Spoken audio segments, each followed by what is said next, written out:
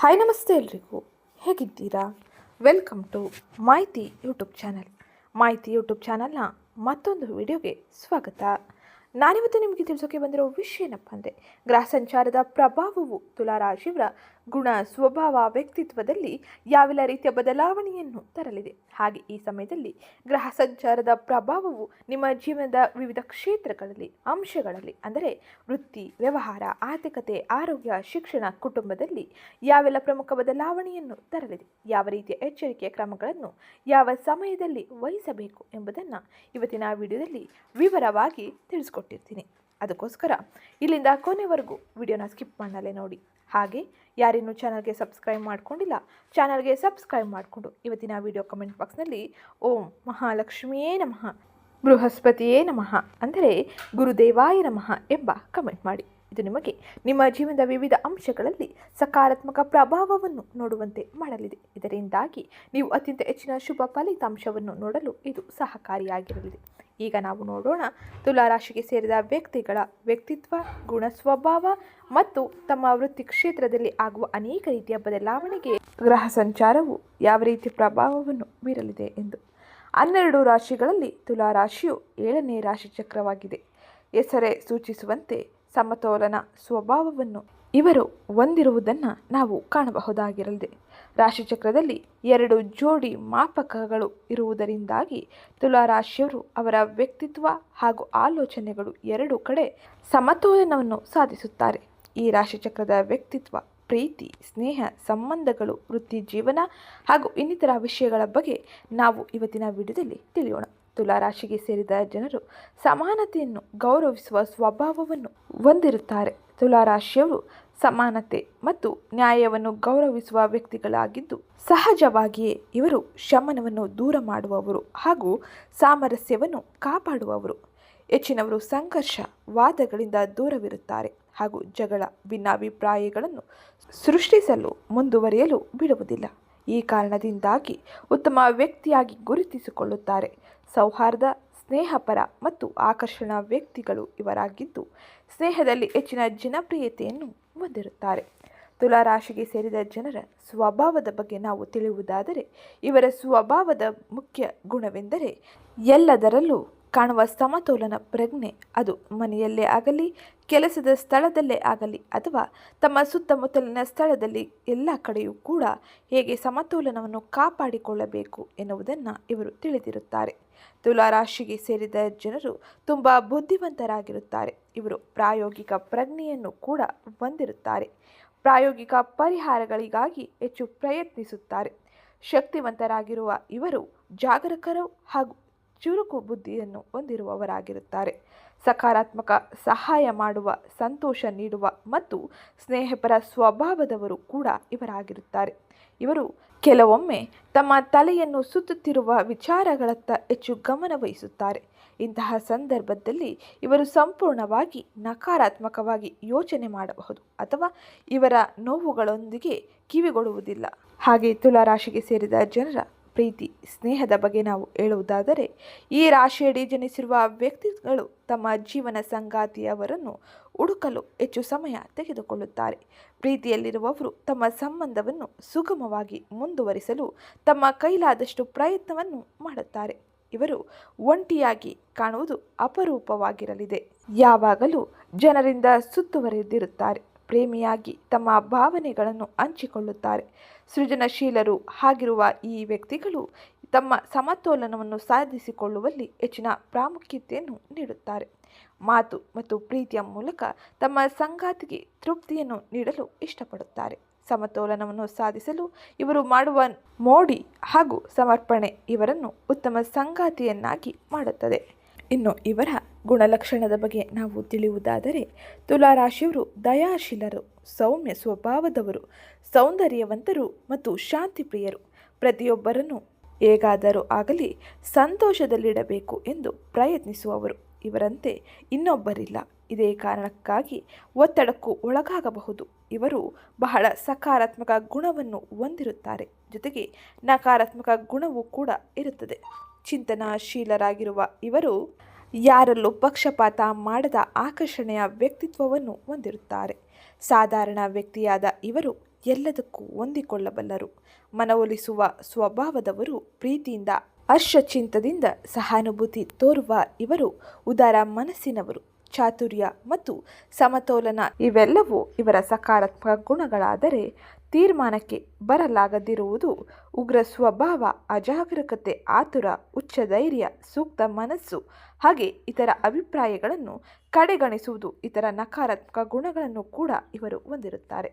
ತುಲಾರಾಶಿಗೆ ಸೇರಿದ ವ್ಯಕ್ತಿಗಳು ತಮ್ಮ ಸ್ವಭಾವ ಮತ್ತು ಗುಣಗಳಲ್ಲಿ ಅನೇಕ ರೀತಿಯ ವ್ಯತ್ಯಾಸಗಳನ್ನು ಹೊಂದಿದ್ದು, ಇನ್ನು ಈ ಸಮಯದಲ್ಲಿ ಗ್ರಹ ಸಂಚಾರದ ಪ್ರಭಾವದಿಂದಾಗಿ ಯಾವೆಲ್ಲ ರೀತಿಯ ಬದಲಾವಣೆಯನ್ನು ತಮ್ಮ ವೃತ್ತಿ ಕ್ಷೇತ್ರದಲ್ಲಿ ಹಾಗೆ ತಮ್ಮ ಜೀವನದ ಅನೇಕ ಅಂಶಗಳಲ್ಲಿ ನೋಡಲಿದ್ದಾರೆ. ಹಾಗೆ ಗ್ರಹ ಸಂಚಾರವು ಈ ಸಮಯದಲ್ಲಿ ಯಾವ ರೀತಿಯಲ್ಲಿ ಇರಲಿದೆ ಎಂಬುದನ್ನು ನೋಡೋಣ. ಮೊದಲಿಗೆ ನಾವು ನೋಡುವುದಾದರೆ ಸೂರ್ಯನು ಪ್ರಸ್ತುತ ಸಮಯದಲ್ಲಿ ತುಲಾ ರಾಶಿಯಲ್ಲಿ ತನ್ನ ಸಂಚಾರವನ್ನು ಮಾಡುತ್ತಿದ್ದು, ಇದು ನವೆಂಬರ್ 16ರವರೆಗೂ ಇರಲಿದೆ. ಇದರಿಂದಾಗಿ ಸೂರ್ಯನ ಅನುಗ್ರಹ ತುಲಾ ರಾಶಿಯವರಿಗೆ ಅನೇಕ ರೀತಿಯ ಬದಲಾವಣೆಯನ್ನು, ಸಕಾರಾತ್ಮಕ ಪ್ರಭಾವವನ್ನು ನೀಡಲಿದೆ. ಇದರಿಂದಾಗಿ ಆರೋಗ್ಯದಲ್ಲಿ ಸುಧಾರಣೆ ಹಾಗೆ ಸಂಬಂಧಗಳಲ್ಲಿ ಉತ್ತಮ ರೀತಿಯ ಬದಲಾವಣೆಯನ್ನು ತುಲಾ ರಾಶಿಗೆ ಸೇರಿದ ಜನರು ಪಡೆಯಲಿದ್ದಾರೆ. ಇನ್ನು ಮುಂದಿನದ್ದಾಗಿ ಬುಧನು ವೃಶ್ಚಿಕ ರಾಶಿಯಲ್ಲಿ ಅಂದರೆ ನಿಮ್ಮ 2ನೇ ಮನೆಯಲ್ಲಿ ತನ್ನ ಸಂಚಾರವನ್ನು ಮಾಡುತ್ತಿದ್ದು, ಆರ್ಥಿಕ ವ್ಯವಹಾರಗಳಲ್ಲಿ ಖರ್ಚಿನ ಮೇಲೆ ಬುಧನ ಅನುಗ್ರಹ, ಬುಧನ ಪ್ರಭಾವವೂ ಇರಲಿದೆ. ಹಾಗಾಗಿ ಈ ಸಮಯದಲ್ಲಿ ಬುಧನ ಅನುಗ್ರಹದಿಂದಾಗಿ ನೀವು ಆರ್ಥಿಕ ಆದಾಯವನ್ನು ಉತ್ತಮ ರೀತಿಯಲ್ಲಿ ಪಡೆಯಲಿದ್ದೀರಿ. ವಿದ್ಯಾರ್ಥಿಗಳಿಗೆ ಬುಧನ ಅನುಗ್ರಹದಿಂದಾಗಿ ವಿದ್ಯಾಭ್ಯಾಸಕ್ಕೆ ಅಗತ್ಯ ಇರುವ ವಾತಾವರಣವು ಸೃಷ್ಟಿಯಾಗಲಿದೆ. ವಿದ್ಯಾರ್ಥಿಗಳಿಗೆ ಬುಧನ ಅನುಗ್ರಹ ಉತ್ತಮ ರೀತಿಯಲ್ಲಿ ಇರುವುದರಿಂದಾಗಿ ಕಲಿಕೆಗೆ ಹೆಚ್ಚಿನ ಅನುಕೂಲವು ಉಂಟಾಗಲಿದೆ. ಇನ್ನು ಮುಂದಿನದ್ದಾಗಿ ಶುಕ್ರನ ಸಂಚಾರ, ಶುಕ್ರನ ಪ್ರಭಾವ ಯಾವ ರೀತಿಯಲ್ಲಿ ಇರಲಿದೆ ಎಂದು ನೋಡೋಣ. ಶುಕ್ರನು ತುಲಾ ರಾಶಿಯಲ್ಲಿ ಅಂದರೆ ಸ್ವಕ್ಷೇತ್ರದಲ್ಲಿ ತನ್ನ ಸಂಚಾರವನ್ನು ಮಾಡುವುದರಿಂದಾಗಿ ಕುಟುಂಬದಲ್ಲಿ ಅನೇಕ ರೀತಿಯ ಬದಲಾವಣೆಯನ್ನು ನೀವು ಶುಕ್ರನ ಸಂಚಾರದಿಂದಾಗಿ ನೋಡಬಹುದಾಗಿರಲಿದೆ. ಸಕಾರಾತ್ಮಕ ಬದಲಾವಣೆಗೆ ನೀವು ಅವಕಾಶಗಳನ್ನು ಪಡೆಯಲಿದ್ದು, ಈ ಸಮಯದಲ್ಲಿ ಶುಕ್ರನ ಅನುಗ್ರಹದಿಂದಾಗಿ ಕುಟುಂಬದಲ್ಲಿ ನೆಮ್ಮದಿಯ ವಾತಾವರಣ ಹಾಗೆ ಕುಟುಂಬ ಸದಸ್ಯರ ಸಂಪೂರ್ಣ ಬೆಂಬಲವನ್ನು ತುಲಾ ರಾಶಿಗೆ ಸೇರಿದ ಜನರು ಪಡೆಯಲಿದ್ದಾರೆ. ಹಾಗೆ ಈ ಸಮಯದಲ್ಲಿ ಐಷಾರಾಮಿ ವಸ್ತುಗಳ ಕಡೆಗೆ ಹೆಚ್ಚಿನ ಗಮನವನ್ನು ನೀಡದೆ ಅಗತ್ಯ ಇರುವ ವ್ಯವಹಾರಗಳನ್ನು ಮುಂದುವರಿಸಿ ಹಾಗೆ ಅನಗತ್ಯ ಖರ್ಚುಗಳನ್ನು ನಿಭಾಯಿಸಿರಿ. ಇದರಿಂದಾಗಿ ನಿಮ್ಮ ಆರ್ಥಿಕ ಗೊಂದಲ ಸಮಸ್ಯೆಗಳನ್ನು ನೀವು ಪರಿಹರಿಸಿಕೊಳ್ಳಬಹುದಾಗಿರಲಿದೆ. ಇನ್ನು ಮುಂದಿನದಾಗಿ ಕುಜನ ಪ್ರಭಾವ, ಕುಜನ ಸಂಚಾರ ಯಾವ ರೀತಿಯಲ್ಲಿ ಇರಲಿದೆ ಎಂದು ನೋಡೋಣ. ಕುಜನು ಈ ಪ್ರಸ್ತುತ ಸಮಯದಲ್ಲಿ ವೃಶ್ಚಿಕ ರಾಶಿಯಲ್ಲಿ ಅಂದರೆ ಸ್ವಕ್ಷೇತ್ರದಲ್ಲಿ ತನ್ನ ಸಂಚಾರವನ್ನು ಮಾಡುತ್ತಿದ್ದು, ಈ ಕುಜ ಅಂದರೆ ಮಂಗಳನ ಸಂಚಾರದಿಂದಾಗಿ ನಿಮ್ಮಲ್ಲಿ ಧೈರ್ಯ ಹೆಚ್ಚಾಗಲಿದೆ. ಹಾಗೆ ಎಲ್ಲ ಕೆಲಸದಲ್ಲೂ ಮುನ್ನುಗ್ಗುವ ಮನಸ್ಥಿತಿಯನ್ನು ಹೊಂದಲಿದ್ದು, ಈ ಸಮಯದಲ್ಲಿ ನೀವು ಬಹಳ ತಾಳ್ಮೆಯಿಂದ ಶಾಂತಿಯುತವಾಗಿ ತಮ್ಮ ವ್ಯಾಪಾರ ವ್ಯವಹಾರಗಳನ್ನು ಮುಂದುವರಿಸಿರಿ. ಇದರಿಂದಾಗಿ ಉತ್ತಮ ರೀತಿಯ ಲಾಭವನ್ನು, ಗೌರವ, ಮನ್ನಣೆಯನ್ನು ಪಡೆಯಬಹುದಾಗಿರಲಿದೆ. ಮೇಲಾಧಿಕಾರಿಗಳೊಂದಿಗೆ ಹಾಗೆ ಸಹೋದ್ಯೋಗಿಗಳೊಂದಿಗೆ ಉತ್ತಮ ಸಂಬಂಧವನ್ನು ಹೊಂದುವುದು ಬಹು ಮುಖ್ಯವಾಗಿದ್ದು, ಇದರಿಂದಾಗಿ ಹಾಗೂ ಅನೇಕ ರೀತಿಯ ಗೊಂದಲಗಳು ಅಥವಾ ಒತ್ತಡವನ್ನು ನೀವು ನಿಭಾಯಿಸಿಕೊಳ್ಳಬಹುದಾಗಿರಲಿದೆ. ಮಂಗಳನು ಸ್ವಕ್ಷೇತ್ರದಲ್ಲಿ ತನ್ನ ಸಂಚಾರವನ್ನು ಮಾಡುವುದರಿಂದಾಗಿ ತುಲಾ ರಾಶಿಗೆ ಸೇರಿದ ಜನರಿಗೆ ಇದು ಅತ್ಯಂತ ಹೆಚ್ಚಿನ ಅನುಕೂಲಕರ ವಾತಾವರಣವನ್ನು ನೀಡಲಿದೆ. ಇನ್ನು ಮುಂದಿನದ್ದಾಗಿ ಗುರುವಿನ ಸಂಚಾರ, ಗುರುವಿನ ಪ್ರಭಾವ ಯಾವ ರೀತಿಯಲ್ಲಿ ಇರಲಿದೆ ಎಂದು ನೋಡೋಣ. ಗುರುವು ಪ್ರಸ್ತುತ ಸಮಯದಲ್ಲಿ ಕರ್ಕಾಟಕ ರಾಶಿಯಲ್ಲಿ ಅಂದರೆ ತುಲಾ ರಾಶಿಯ 10ನೇ ಮನೆಯಲ್ಲಿ ತನ್ನ ಸಂಚಾರವನ್ನು ಮಾಡುತ್ತಿದ್ದು, ಗುರುವಿನ ಈ ಸಂಚಾರದ ಸಮಯದಲ್ಲಿ ಆರ್ಥಿಕ ವ್ಯವಹಾರಗಳಲ್ಲಿ ಇರುವ ಗೊಂದಲಗಳು ಪರಿಹಾರವಾಗಲಿದೆ. ಹಾಗೆ ಗುರುವಿನ ಅನುಗ್ರಹದಿಂದಾಗಿ ಕುಟುಂಬದಲ್ಲಿ ಇರುವ ಅನೇಕ ರೀತಿಯ ಸಮಸ್ಯೆಗಳು ಬಗೆಹರಿದು ಕುಟುಂಬದ ಸಾಮರಸ್ಯ ಹೆಚ್ಚಾಗಲಿದೆ. ಸುಖ, ಶಾಂತಿ, ನೆಮ್ಮದಿಯು ಹೆಚ್ಚಾಗಲಿದ್ದು, ಈ ಸಮಯದಲ್ಲಿ ಗುರುವಿನ ಅನುಗ್ರಹ ನಿಮಗೆ ಹೆಚ್ಚಿನ ಅನುಕೂಲವನ್ನು ಮಾಡಲಿದೆ. ಇದು ಗುರುವಿನ ಅನುಗ್ರಹದಿಂದಾಗಿ. ಗುರುವು ಕರ್ಕಾಟಕ ರಾಶಿಯಲ್ಲಿ ತನ್ನ ಸಂಚಾರವನ್ನು ಮಾಡುವುದರಿಂದಾಗಿ ತುಲಾ ರಾಶಿಗೆ ಸೇರಿದ ಜನರು ಈ ಸಮಯದಲ್ಲಿ ನೋಡುವ ಪ್ರಮುಖ ಬದಲಾವಣೆ ಎಂದೇ ಹೇಳಬಹುದು. ಇನ್ನು ಮುಂದಿನದ್ದಾಗಿ ಶನಿಯ ಸಂಚಾರ, ಶನಿಯ ಪ್ರಭಾವ ಯಾವ ರೀತಿಯಲ್ಲಿ ಇರಲಿದೆ ಎಂದು ನೋಡೋಣ. ಶನಿಯು ಪ್ರಸ್ತುತ ಸಮಯದಲ್ಲಿ ಮೀನರಾಶಿಯಲ್ಲಿ ಅಂದರೆ ನಿಮ್ಮ 6ನೇ ಮನೆಯಲ್ಲಿ ತನ್ನ ಸಂಚಾರವನ್ನು ಮಾಡುತ್ತಿದ್ದು, ಇದರಿಂದಾಗಿ ಕೆಲವು ದೀರ್ಘಕಾಲೀನ ಸಮಸ್ಯೆಗಳನ್ನು ಹೊರತರಬಹುದಾಗಿರಲಿದೆ. ಆದ್ದರಿಂದ ಈ ಸಮಯದಲ್ಲಿ ಆರೋಗ್ಯದ ಬಗ್ಗೆ ಹೆಚ್ಚಿನ ಗಮನವನ್ನು ನೀಡುವುದು ಹಾಗೆ ಆರೋಗ್ಯದಲ್ಲಿ ಉತ್ತಮ ರೀತಿಯ ಚೇತರಿಕೆಯನ್ನು ಪಡೆಯಲು ದಿನಚರಿಯಲ್ಲಿ ಸುಧಾರಣೆಯನ್ನು ಮಾಡಿಕೊಳ್ಳುವುದು ಬಹು ಮುಖ್ಯವಾಗಿರಲಿದೆ. ಶನಿಯ ಅನುಗ್ರಹಕ್ಕಾಗಿ ಶನಿಯ ಉತ್ತಮ ಫಲಿತಾಂಶವನ್ನು ಪಡೆಯಲು ನೀವು ಶಿಸ್ತುಬದ್ಧ ಜೀವನವನ್ನು ಅನುಸರಿಸುವುದು ಬಹು ಮುಖ್ಯವಾಗಿರಲಿದೆ. ಬರಲಿದೆ. ಇನ್ನು ಮುಂದಿನದ್ದಾಗಿ ರಾಹು ಮತ್ತು ಕೇತುವಿನ ಸಂಚಾರ, ಇವರ ಪ್ರಭಾವ ಯಾವ ರೀತಿಯಲ್ಲಿ ಇರಲಿದೆ ಎಂದು ನೋಡೋಣ. ರಾಹು ಕುಂಭ ರಾಶಿಯಲ್ಲಿ ಅಂದರೆ ತುಲಾ ರಾಶಿಯ 5ನೇ ಮನೆಯಲ್ಲಿ ತನ್ನ ಸಂಚಾರವನ್ನು ಮಾಡುತ್ತಿದ್ದು, ಕೇತುವು ಈ ಸಮಯದಲ್ಲಿ 11ನೇ ಮನೆಯಲ್ಲಿ ಅಂದರೆ ಸಿಂಹ ರಾಶಿಯಲ್ಲಿ ತನ್ನ ಸಂಚಾರವನ್ನು ಮಾಡುತ್ತಿದ್ದಾನೆ. ರಾಹು ಮತ್ತು ಕೇತುವಿನ ಈ ಸಂಚಾರದ ಸಮಯದಲ್ಲಿ ನೀವು ಅನೇಕ ರೀತಿಯ ಬದಲಾವಣೆಯನ್ನು ಹಾಗೆ ಆಕಸ್ಮಿಕ ಅವಕಾಶಗಳನ್ನು ಪಡೆಯಬಹುದಾಗಿರಲಿದೆ. ರಾಹುವಿನಿಂದಾಗಿ ಆಕಸ್ಮಿಕ ಅವಕಾಶಗಳು ಸಿಗಲಿದೆ. ಆದರೆ ಈ ಸಮಯದಲ್ಲಿ ನೀವು ನಿಮ್ಮ ಕ್ಷೇತ್ರದಲ್ಲಿ ಬಹಳ ಎಚ್ಚರಿಕೆಯ ನಿರ್ಧಾರವನ್ನು ತೆಗೆದುಕೊಳ್ಳಬೇಕಾಗಿರಲಿದೆ. ಹಾಗೆ ಕೇತುವು ನಿಮ್ಮ ಕೆಲಸದಲ್ಲಿ ಅಡೆತಡೆಗಳನ್ನು ಸೃಷ್ಟಿಸಬಹುದು. ಹಾಗಾಗಿ ಎಚ್ಚರಿಕೆಯಿಂದ ಮುಂದುವರೆದರೆ ಎಲ್ಲವೂ ಕೂಡ ಉತ್ತಮ ರೀತಿಯಲ್ಲಿ ಬದಲಾವಣೆಯನ್ನು ಪಡೆಯಲಿದೆ. ಈಗ ನಾವು ನೋಡೋಣ ತುಲಾ ರಾಶಿಗೆ ಸೇರಿದ ವ್ಯಕ್ತಿಗಳ ವೃತ್ತಿ, ಆರೋಗ್ಯ, ಉದ್ಯೋಗ, ಶಿಕ್ಷಣ, ಕುಟುಂಬ ಹಾಗೆ ಇನ್ನಿತರ ಕ್ಷೇತ್ರಗಳಲ್ಲಿ ಯಾವೆಲ್ಲ ರೀತಿಯ ಬದಲಾವಣೆಯನ್ನು ಈ ಸಮಯದಲ್ಲಿ ಕಾಣಬಹುದು ಎಂದು. ತುಲಾ ರಾಶಿಗೆ ಸೇರಿದ ಜನರಿಗೆ ಈ ಸಮಯವು ಸರಾಸರಿ ಫಲಿತಾಂಶವನ್ನು ನೀಡಲಿದ್ದು, ಆದರೆ ವೃತ್ತಿಪರ ಬೆಳವಣಿಗೆಗೆ ಗಣನೀಯ ಅವಕಾಶಗಳು ಇರಲಿದೆ. ನಿಮ್ಮ ಲಗ್ನಾಧಿಪತಿಯಾದ ಶುಕ್ರನು ಈ ಸಮಯದಲ್ಲಿ ನಿಮ್ಮ 1ನೇ ಮನೆಯಲ್ಲಿ ಅಂದರೆ ಸ್ವಕ್ಷೇತ್ರದಲ್ಲಿ ತನ್ನ ಸಂಚಾರವನ್ನು ಮಾಡುವುದರಿಂದಾಗಿ ನೀವು ಆಕರ್ಷಣೆ ಮತ್ತು ಉತ್ತಮ ಆರೋಗ್ಯ ಮತ್ತು ಒಟ್ಟಾರೆ ಶ್ರೇಯಸ್ಕರ ಫಲಿತಾಂಶವನ್ನು ನಿಮ್ಮ ಪ್ರತಿ ಕ್ಷೇತ್ರದಲ್ಲೂ ಕಾಣಬಹುದಾಗಿರಲಿದೆ. ಹಾಗೆ ಇನ್ನೊಂದು ದೊಡ್ಡ ಸಕಾರಾತ್ಮಕ ಅಂಶವೇನೆಂದರೆ 10ನೇ ಮನೆಯಲ್ಲಿ ಉಚ್ಚ ಸ್ಥಿತಿಯಲ್ಲಿ ಗುರುವಿನ ಸಂಚಾರದಿಂದಾಗಿ ವೃತ್ತಿಪರ ಪ್ರಗತಿಯನ್ನು ಹಾಗೆ ಮನ್ನಣೆಯನ್ನು ಪಡೆದುಕೊಳ್ಳಬಹುದಾಗಿರಲಿದೆ. ಅಂದಾಗ್ಯೂ ಈ ಸಮಯದಲ್ಲಿ ಕೆಲವು ಸವಾಲುಗಳು ಕೂಡ ಇರಲಿದೆ. ಮಂಗಳನು ನಿಮ್ಮ 2ನೇ ಮನೆಯಲ್ಲಿ ಈ ಸಮಯದಲ್ಲಿ ತನ್ನ ಸಂಚಾರವನ್ನು ಮಾಡುವುದು ಹಾಗೆ ಸೂರ್ಯ ಮತ್ತು ಶುಕ್ರರು ಸೇರಿ ಈ ಸಮಯದಲ್ಲಿ ಶಕ್ತಿಯಾದ ಯುತಿಯನ್ನು ನಿರ್ಮಿಸುವುದು. ಇದರಿಂದಾಗಿ ನಿಮ್ಮ ಮಾತುಗಳಲ್ಲಿ ಕಠಿಣತೆ ಬರಬಹುದು, ಖರ್ಚುಗಳು ಹೆಚ್ಚಾಗಬಹುದು. ಹಾಗೆ ಶನಿಯ ಪ್ರಭಾವದಿಂದಾಗಿ ಪ್ರತಿ ಕೆಲಸದಲ್ಲೂ ಅನೇಕ ರೀತಿಯ ಅಡೆತಡೆಗಳನ್ನು ನೀವು ನೋಡಬಹುದಾಗಿರಲಿದೆ. ಆದರೆ ಶನಿ ನಿಮ್ಮ ಶಿಸ್ತುಬದ್ಧ ಜೀವನದಿಂದಾಗಿ ಅನೇಕ ರೀತಿಯ ಅಡೆತಡೆಗಳನ್ನು ನಿವಾರಿಸಲಿದ್ದಾನೆ. ಒಟ್ಟಾರೆ ಈ ಸಮಯದಲ್ಲಿ ನೀವು ಮಿಶ್ರ ಫಲಿತಾಂಶವನ್ನು ನಿಮ್ಮ ಪ್ರತಿ ಕ್ಷೇತ್ರದಲ್ಲೂ ನೋಡಬಹುದಾಗಿದ್ದು, ಈಗ ಪ್ರಮುಖವಾಗಿ ವೃತ್ತಿ ಮತ್ತು ಉದ್ಯೋಗದಲ್ಲಿ ಯಾವೆಲ್ಲ ರೀತಿಯ ಬದಲಾವಣೆಯೂ ಇರಲಿದೆ ಎಂದು ನೋಡೋಣ. ವೃತ್ತಿಪರವಾಗಿ ನಿಮ್ಮ 10ನೇ ಮನೆಯಲ್ಲಿ ಕರ್ಮದ ಸ್ಥಾನದಲ್ಲಿ ಉಚ್ಚ ಗುರು ಇರುವುದರಿಂದಾಗಿ ಈ ಸಮಯವು ನಿಮಗೆ ಆಶಾದಾಯಕವಾಗಿರಲಿದೆ. ನಿಮ್ಮ ಹಿರಿಯರ ಬೆಂಬಲ ನಿಮಗೆ ಸಿಗಲಿದ್ದು, ವೃತ್ತಿಯಲ್ಲಿ ಬಡ್ತಿ ಅಥವಾ ಉತ್ತಮ ಅವಕಾಶಗಳು ನಿಮಗೆ ದೊರೆಯಲಿದ್ದು, ಇದರಿಂದಾಗಿ ನೆಮ್ಮದಿಯ ವಾತಾವರಣ ಅಥವಾ ಈ ಸಮಯದಲ್ಲಿ ಉನ್ನತ ಸ್ಥಾನವನ್ನು ನೀವು ತಲುಪಬಹುದಾಗಿರಲಿದೆ. ಅಂದಾಗ್ಯೂ ನೀವು ನಿಮ್ಮ ಮಾತುಗಳನ್ನು ನಿಯಂತ್ರಣದಲ್ಲಿ ಇಡಬೇಕಾಗಿದ್ದು, ಇದರಿಂದಾಗಿ ಆಗುವ ಸಮಸ್ಯೆಗಳು, ಗೊಂದಲಗಳನ್ನು ಪರಿಹರಿಸಿಕೊಳ್ಳಬಹುದಾಗಿರಲಿದೆ.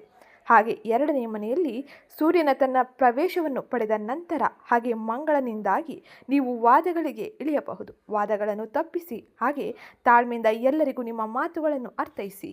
ಇದರಿಂದಾಗಿ ಅತ್ಯಂತ ಹೆಚ್ಚಿನ ಶುಭ ಫಲಿತಾಂಶವನ್ನು ನಿಮ್ಮ ವೃತ್ತಿ ಕ್ಷೇತ್ರದಲ್ಲಿ ಕಾಣಬಹುದಾಗಿರಲಿದೆ. ಇನ್ನು ಬುಧ ವಕ್ರಿಯ ಸ್ಥಾನದಲ್ಲಿ ತನ್ನ ಸಂಚಾರವನ್ನು ವಕ್ರಿಯ ಸ್ಥಿತಿಯಲ್ಲಿ ಮಾಡುವುದರಿಂದಾಗಿ ಸಂಭಾಷಣೆಗಳಲ್ಲಿ ಎಚ್ಚರಿಕೆ ಇರಲಿ. ಹಾಗೆ ಪರಿಶೀಲನೆ ಹಾಗೆ ಆತುರದ ನಿರ್ಧಾರಗಳಿಂದ ನೀವು ಹೊರ ಇರುವುದು ಉತ್ತಮವಾಗಿರಲಿದೆ.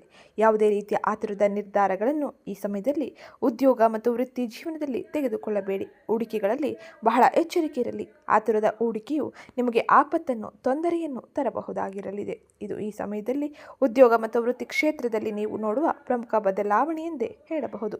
ಇನ್ನು ಮುಂದಿನದ್ದಾಗಿ ಆರ್ಥಿಕ ಪರಿಸ್ಥಿತಿ, ಆರ್ಥಿಕ ವ್ಯವಹಾರಗಳು ಈ ಸಮಯದಲ್ಲಿ ಯಾವ ರೀತಿಯಲ್ಲಿ ಇರಲಿದೆ ಎಂದು ನೋಡೋಣ. ಆರ್ಥಿಕವಾಗಿ ಈ ಸಮಯವು ನಿಮಗೆ ಸರಾಸರಿ ಅಂದರೆ ಮಿಶ್ರ ಫಲಿತಾಂಶವನ್ನು ನೀಡುವಂತೆ ಇರಲಿದೆ. ಮುಖ್ಯವಾಗಿ ನಿಮ್ಮ 2ನೇ ಮನೆಯಲ್ಲಿ ಬಲವಾದ ಗ್ರಹಗಳು ಇರುವುದರಿಂದಾಗಿ ಆರ್ಥಿಕ ಖರ್ಚುಗಳ ಸೂಚಕವಾಗಿರಲಿದೆ. ಹೀಗಾಗಿ ಆರ್ಥಿಕ ವ್ಯವಹಾರಗಳಲ್ಲಿ ಬಜೆಟ್ಗಳನ್ನು ರೂಪಿಸಿ ಆರ್ಥಿಕ ಖರ್ಚುಗಳ ಮೇಲೆ ಹಿಡಿತವನ್ನು ಸಾಧಿಸುವುದು ಬಹು ಮುಖ್ಯವಾಗಿದ್ದು, ನೀವು ನಿಮ್ಮ ಯೋಜನೆಗಳನ್ನು ಸರಿಯಾದ ರೀತಿಯಲ್ಲಿ ಅನುಸರಿಸುವುದು ಬಹು ಮುಖ್ಯವಾಗಿರಲಿದೆ. ವಿಶೇಷವಾಗಿ ಐಷಾರಾಮಿ ವಸ್ತುಗಳ ಮೇಲೆ ಅಥವಾ ಕುಟುಂಬದ ಅಗತ್ಯತೆಗಳ ಮೇಲೆ ಹೆಚ್ಚಿನ ಖರ್ಚು ಆಗಲಿದೆ. ಹಾಗಾಗಿ ಈ ಸಮಯದಲ್ಲಿ ಖರ್ಚಿನಲ್ಲಿ ಹಿಡಿತವನ್ನು ಸಾಧಿಸುವುದು ಹಾಗೆ ಪ್ರಮುಖವಾಗಿ ಇರುವ ಅಂಶಗಳಿಗೆ ಮಾತ್ರ ಹಣ ಖರ್ಚು ಮಾಡುವುದು ಉತ್ತಮವಾಗಿರಲಿದೆ. ಇನ್ನು ಈ ಸಮಯದಲ್ಲಿ ರವಿ ಮತ್ತು ಮಂಗಳನಿಂದಾಗಿ ಹೂಡಿಕೆಗಳ ಮೂಲಕ ಅಥವಾ ಯಾವುದಾದರೂ ಆಸ್ತಿಗಳ ಮೂಲಕ ನೀವು ಉತ್ತಮ ರೀತಿಯ ಲಾಭವನ್ನು ಆದಾಯವನ್ನು ಗಳಿಸಿಕೊಳ್ಳಬಹುದಾಗಿರಲಿದೆ. ಆರ್ಥಿಕ ವ್ಯವಹಾರಗಳಲ್ಲಿ ಇದು ಉತ್ತಮ ರೀತಿಯ ಲಾಭವನ್ನು ಸುಧಾರಣೆಯನ್ನು ತರಬಹುದಾಗಿರಲಿದೆ. ಆರ್ಥಿಕ ವ್ಯವಹಾರಗಳೊಂದಿಗೆ ಬಹಳ ಜಾಗರೂಕರಾಗಿ ಇರುವುದು, ಹಣದ ಬಗ್ಗೆ ವಾದಗಳನ್ನು ತಪ್ಪಿಸುವುದು ಬಹು ಮುಖ್ಯವಾಗಿದ್ದು, ಈ ಸಮಯದಲ್ಲಿ ಯಾವುದೇ ಕ್ಷೇತ್ರಗಳಿಗೆ ಹೂಡಿಕೆ ಮಾಡುವುದಕ್ಕಿಂತ ಮುಂಚೆ ನಿಮ್ಮ ತಜ್ಞರ ಸಲಹೆಗಾರರ ಸಲಹೆಯನ್ನು ಪಡೆದುಕೊಳ್ಳಿ. ಹಾಗೆ ಆರ್ಥಿಕ ವ್ಯವಹಾರಗಳಲ್ಲಿ ಎಚ್ಚರಿಕೆಯಿಂದ ಮುಂದುವರಿಯಿರಿ. ಇದು ತುಲಾರಾಶಿಯವರು ಈ ಸಮಯದಲ್ಲಿ ವಹಿಸಬೇಕಾದ ಎಚ್ಚರಿಕೆಯ ಕ್ರಮವಾಗಿರಲಿದೆ. ಇನ್ನು ಮುಂದಿನದ್ದಾಗಿ ಕುಟುಂಬ ಮತ್ತು ಸಂಬಂಧಗಳಲ್ಲಿ ಈ ಸಮಯದಲ್ಲಿ ಯಾವೆಲ್ಲ ರೀತಿಯ ಬದಲಾವಣೆಯೂ ಇರಲಿದೆ ಎಂದು ನೋಡೋಣ. ಕುಟುಂಬದ ದೃಷ್ಟಿಯಿಂದ ನೀವು ಈ ಸಮಯದಲ್ಲಿ ಸಾಮಾನ್ಯ ಫಲಿತಾಂಶವನ್ನು ಪಡೆಯಬಹುದಾಗಿದ್ದು, ಇದು ನಿಮ್ಮ ಕುಟುಂಬದಲ್ಲಿ ತೀಕ್ಷ್ಣವಾದ ಮಾತಿನಿಂದ ಸಮಸ್ಯೆಗಳನ್ನು ತರಬಹುದಾಗಿರಲಿದೆ. ಎರಡನೇ ಮನೆಯಲ್ಲಿ ಕುಜ ಮತ್ತು ರಾಹುವಿನ ಸಂಚಾರದಿಂದಾಗಿ ಕೆಲವು ತಪ್ಪು ತಿಳುವಳಿಕೆಗಳು ಅಥವಾ ಜಗಳಗಳು ಎದುರಾಗಬಹುದು. ಮನಸ್ತಾಪಗಳಿಂದ ಮನೆಯಲ್ಲಿ ಅಶಾಂತಿಯು ಉಂಟಾಗಬಹುದಾಗಿರಲಿದೆ. ಆದ್ದರಿಂದ ಮನೆಯಲ್ಲಿ ಪ್ರಾಮಾಣಿಕವಾಗಿರಿ ಮತ್ತು ಕಡಿಮೆ ಮಾತನಾಡಲು ಪ್ರಯತ್ನಿಸಿ. ಇದರಿಂದಾಗಿ ಕುಟುಂಬದಲ್ಲಿ ಆಗುವ ಸಮಸ್ಯೆಗಳು, ಗೊಂದಲಗಳು, ವಾದ ವಿವಾದಗಳನ್ನು ತಪ್ಪಿಸಬಹುದಾಗಿರಲಿದೆ.